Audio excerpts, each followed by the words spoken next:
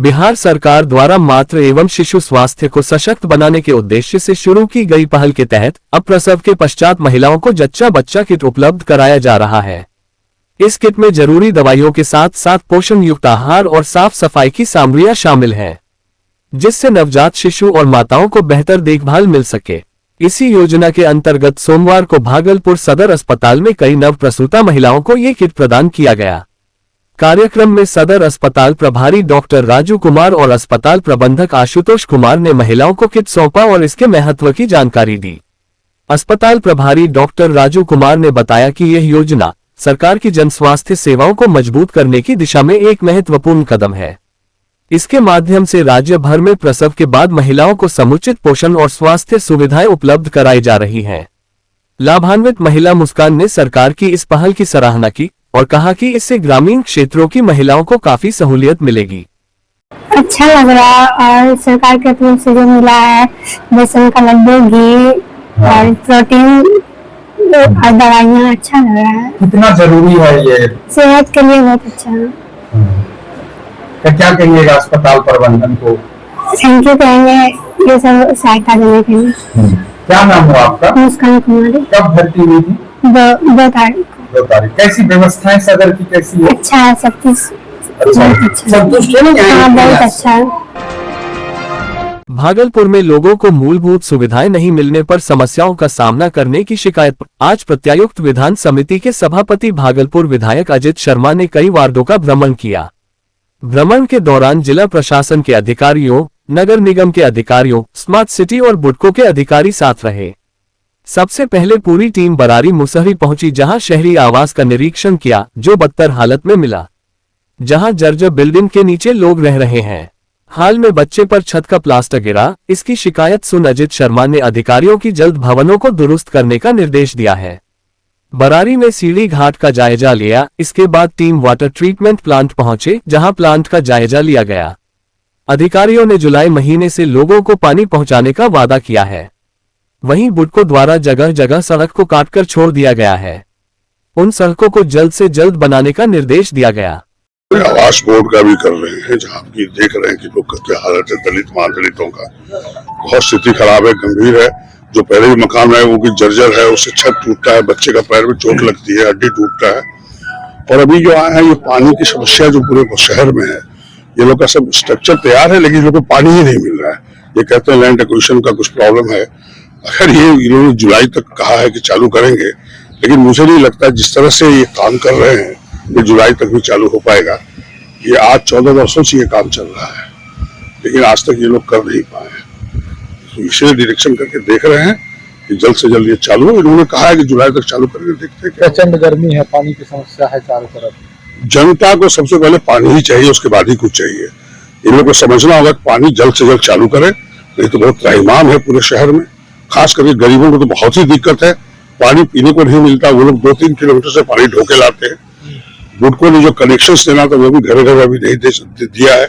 निश्चित तौर पर ये निरीक्षण करने के बाद हमको लगता है इसमें तेजी आएगी। जगह जगह रोड कटिंग का भी वो तो बुडको ने किया है, जो पाइपलाइन बिछाया है, रोड काटा, उसको रिपेयर नहीं किया है। जनता परेशान है, बच्चे स्कूल जाने में कठिनाई हो रही है। निश्चित तौर पर इसलिए निरीक्षण करने आए हैं, देख रहे हैं। निश्चित तौर पर सब बैठक में आदेश दिया जाएगा और इस पर कार्रवाई होगी। हमारे इस कमेटी के प्रत्येक कमेटी के सभापति आदरणीय अजित शर्मा सर के साथ टीम आई हुई है और जिस तरीके के प्रशासनिक विफलता हम लोग को देखने को मिल रहा है, तो इसको फिर से 26 तारीख को पटना में बैठक रखी गई है।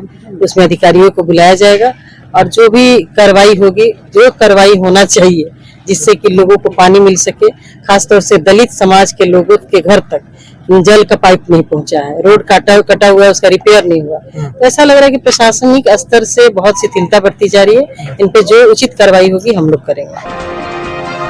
भागलपुर के तिलका मांझी स्थित मधुश्री कॉलोनी के लोग अब बुरी तरह परेशान हो चुके हैं। कॉलोनी में स्थित एक निजी नर्सिंग होम की लापरवाही और अनदेखी के खिलाफ आज कॉलोनी वासियों ने आमरण अनशन शुरू कर दिया। इस अनशन का नेतृत्व कॉलोनी के जवाहरलाल मिश्रा कर रहे हैं। स्थानीय लोगों का आरोप है कि नर्सिंग होम द्वारा मेडिकल वेस्ट को सीधे कॉलोनी के नाले में फेंका जा रहा है, जिससे गंभीर स्वास्थ्य संकट पैदा हो गया है। इतना ही नहीं, नर्सिंग होम के भीतर एक ऑक्सीजन प्लांट भी चलाया जा रहा है, जिसकी मशीनें दिन भर तेज आवाज के साथ चालू रहती हैं। इससे कॉलोनी के लोग शोर व संभावित हादसे की आशंका से डरे हुए हैं। कॉलोनी वासियों का कहना है कि उनके क्षेत्र की सड़कें बेहद संकरी हैं और यदि कभी सिलेंडर ब्लास्ट जैसी घटना घटती है तो भारी जानमाल का नुकसान हो सकता है। लोगों ने बताया कि इस गंभीर समस्या को लेकर वे नगर निगम से लेकर जिले के तमाम वरीय अधिकारियों तक लिखित शिकायत कर चुके हैं, लेकिन अभी तक कोई कार्रवाई नहीं हुई। थक हार कर लोगों ने अब आमरण अनशन का रास्ता चुना है और प्रशासन से जल्द ठोस कार्रवाई की मांग की है। पर बैठे हुए हैं। ये कॉलोनी 1997 ईस्वी में बना, इसका नाम मधुश्री कॉलोनी पड़ा। यहाँ सभी लोग 1997 के आसपास ही घर बना के रहने लगे। एक प्लॉट पड़ती था 4 कट्ठा का, जिसमें 2 कट्ठा पड़ती जमीन डॉक्टर आशुतोष रंजन ने खरीदा और उस 2 कट्ठा जमीन में 5 मंजिला आवासीय मकान बनाया। और तब हम लोगों को पता नहीं चला कि ये क्या बनेगा। तो वो जो हम लोगों का ड्रेनेज सिस्टम है, जिसमें तक 50 आदमी करीब यूज हो सकता है, ये जब हॉस्पिटल बना के भर्ती करने लगे लोगों को, तो 150 का कैपेसिटी हो गया हम लोगों का, चौक होने लगा ये और गंदगी फैलने लगा। उसके बाद उन्होंने दूसरा मकान खरीदा, फिर इसी कॉलोनी में तीसरा मकान खरीदा, फिर चौथा एक प्लॉट खरीदा, उसमें बिना नक्शा के बिल्डिंग बना दिया, फिर एक ऑक्सीजन प्लांट बैठा दिया। उसमें कोई बायो वेस्टेज का कोई व्यवधान नहीं रखा है। इनका पानी कैसे सीवेज सिस्टम नहीं रखा हॉस्पिटल में, ये हम लोगों के दबाव डाल रहा है हम लोगों के नाली पर, तो उनको अपना नाली सीवेज का ये इंतजाम कर लें, ऑक्सीजन प्लांट बंद कर दें। इधर एक हॉस्पिटल बना रहे हैं मेरी दाहिनी तरफ, जो कि इलीगल है, उसमें नक्शा पास नहीं है, इसको बंद कर दें। तो अभी नगर निगम ने उसको बंद लगा दिया है, अभी बंद का चिट्ठी दे दिया, इसको बंद कर दिया गया।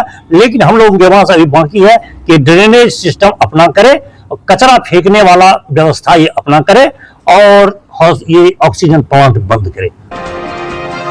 बिहार की राजनीति में बिहार की महानता की वापसी के एजेंडे को लेकर एक्टिव द प्लूरल पार्टी की अध्यक्ष पुष्पम प्रिया चौधरी इन दिनों भागलपुर के विभिन्न इलाकों का दौरा कर रही हैं। सोमवार को वे नाथनगर इलाके में जनसंपर्क अभियान पर निकली।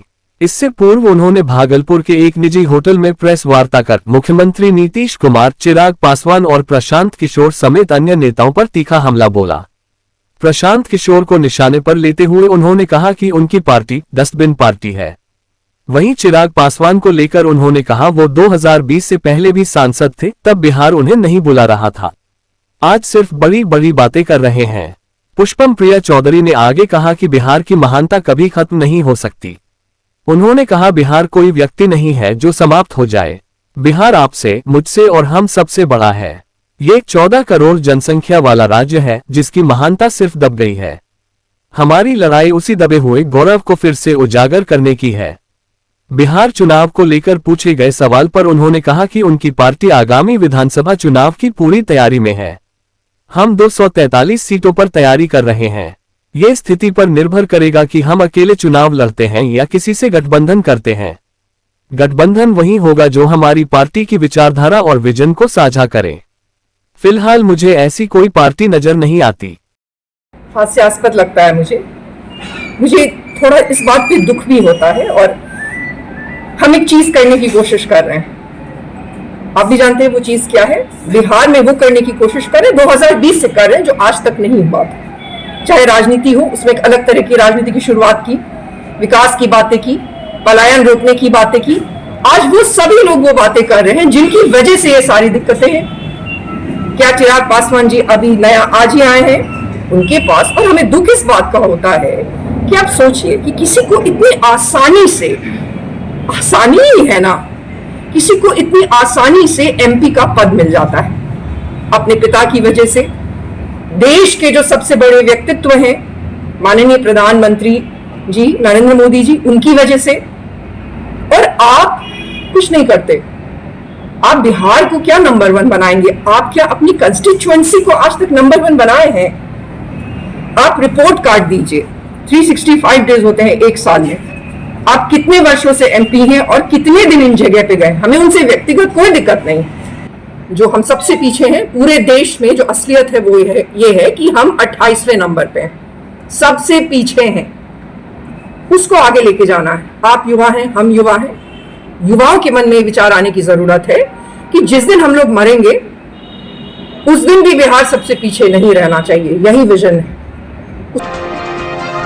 तिलका मांझी भागलपुर विश्वविद्यालय से संबंधन प्राप्त इकाई तार महाविद्यालय परिसर में ओपन जिम का उद्घाटन विधान परिषद सदस्य डॉक्टर राजवर्धन आजाद द्वारा किया गया, जहां तार महाविद्यालय के प्राचार्य प्रदीप कुमार सिंह सहित महाविद्यालय के शिक्षक सहित कर्मचारी उपस्थित थे। तारल कॉलेज के प्राचार्य ने विधान परिषद राजवर्धन आजाद से कॉलेज के लिए एक परीक्षा हॉल की मांग की। विधान परिषद ने तुरंत इस मांग को स्वीकृत भी कर लिया और जल्द ही परीक्षा हॉल बनाकर देने की बात कही।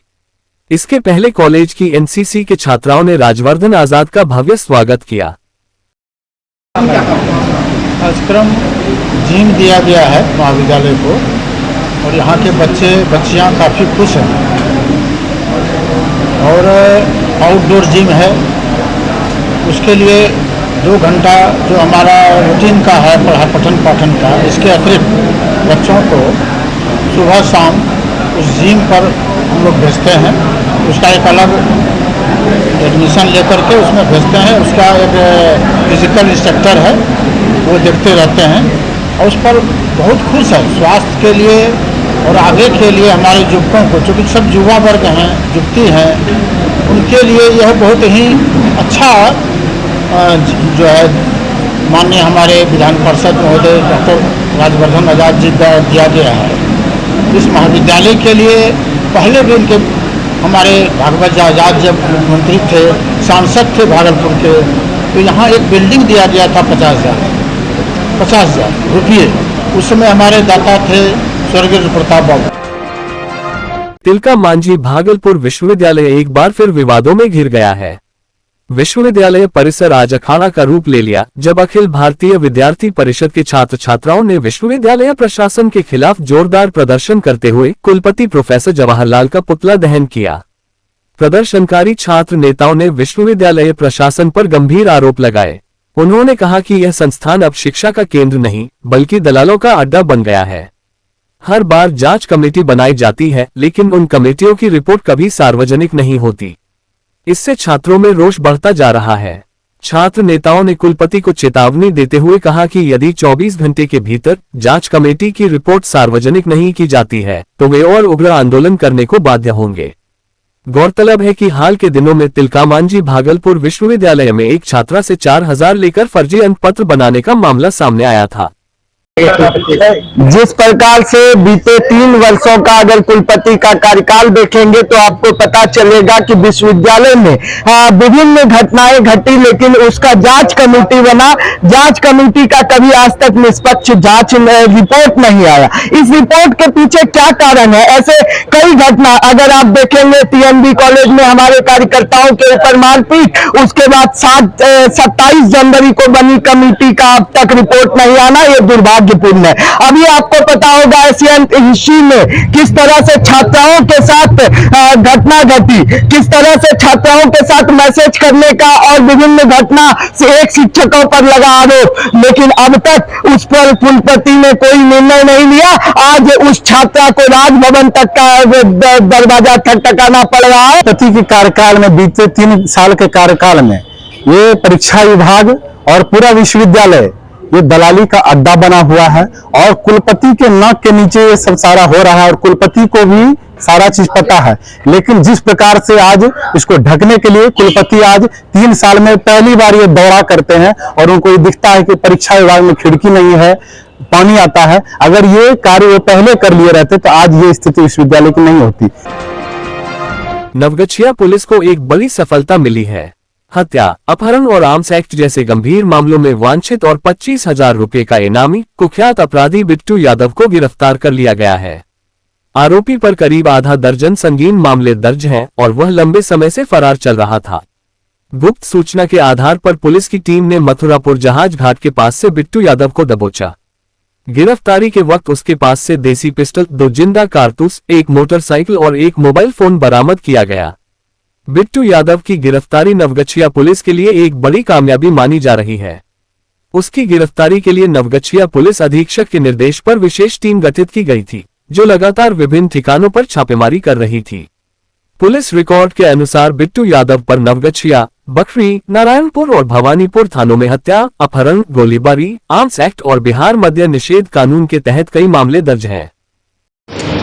नौगछिया पुलिस जिला अंतर्गत 25,000 रुपये का इनामी जो हत्या अपहरण आग से के करीब आधा दर्जन कांड में फरारी था, जो अंतर जिला अपराधी था कुख्यात बिट्टू यादव, और इसे भवानीपुर थाना और एसटीएफ के द्वारा संयुक्त छापेमारी के द्वारा इसकी गिरफ्तारी की गई, जो भवानीपुर थाना क्षेत्र में जहाज घाट से, और उसके पास एक देसी पिस्टल जिसके मैगजीन में 2 जिंदा गोली थी और मोटरसाइकिल एक और मोटाई की बरामदगी की गई।